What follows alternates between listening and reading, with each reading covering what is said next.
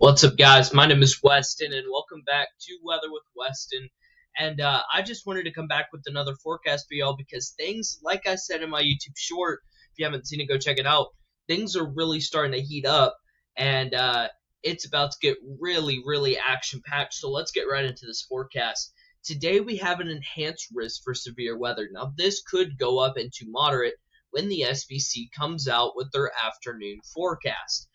Um, there is a decent chance that this could go moderate. I'm putting about a 50-50 on it right now.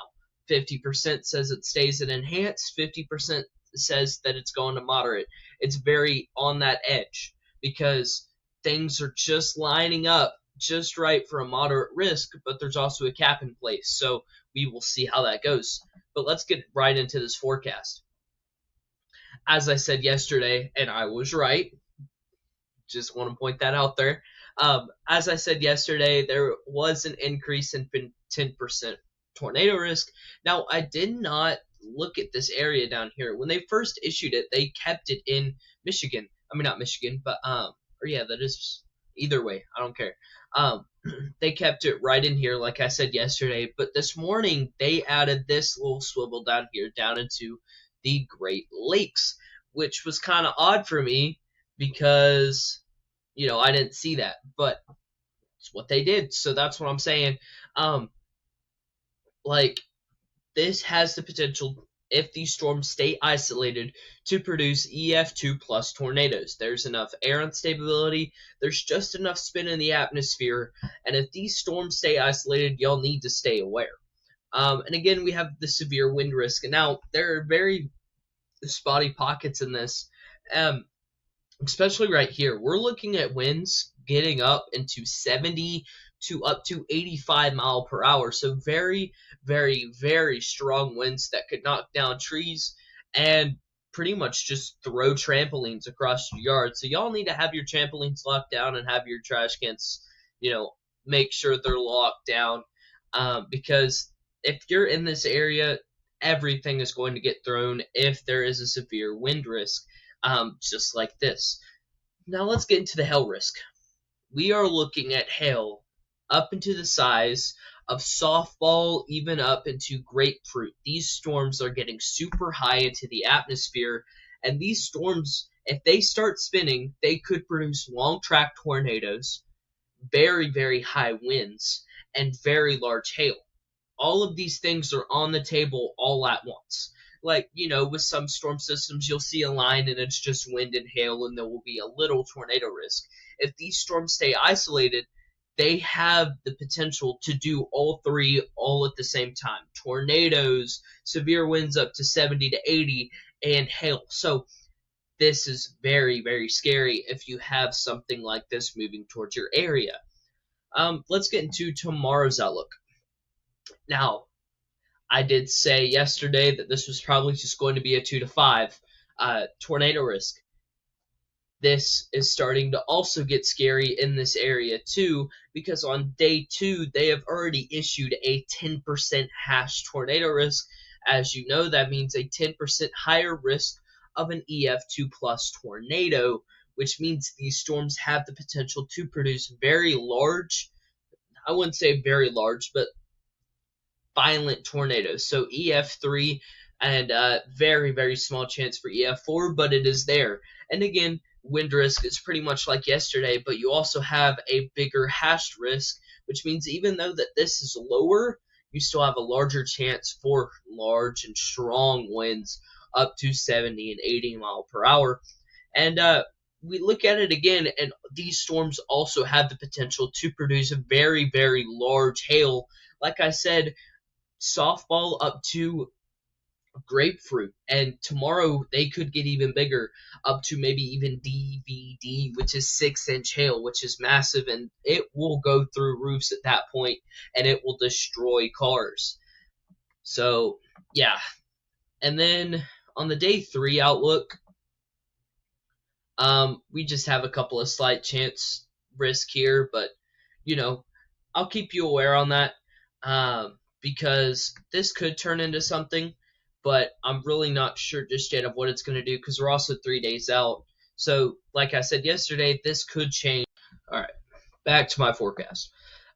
Like I said, this could very well change, and this could become an enhanced risk, maybe even moderate.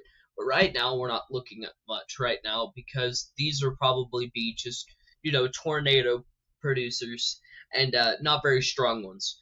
The one thing I am worried about is the next couple of days, like Sunday, Monday, and Tuesday. Those 3 days have the potential to become moderate to high risk days with the way that this is setting up and how much air instability these storms have. Like I said yesterday, these storms are 5 out of 5 on storm energy that will be in Oklahoma for the next few days. So let's get right into that because these are getting scary. And y'all need to listen to me when I say that these storms have the potential to become tornado outbreaks. These storms could become tornado outbreaks. The only reason that they are not doing a 30% chance right in this area is because that there will be a cap in place. Now, I will tell you, if we don't get anything on Sunday, Monday, we will get a lot. We could get a lot on both days. But if we don't get anything on Sunday, depending on where the cap is and how strong it is, then we will definitely get some Monday. But if the cap breaks, these storms will try to become tornado outbreak producers. If the cap doesn't break, then, it's literally, we're here, we could get a lot. It's one of these situations that if the cap breaks, and a cap is something that stops storm development, if these storms break the cap, then there will be a line of individual supercells that will run across Oklahoma and Kansas. But if the cap doesn't break, then we're literally getting nothing.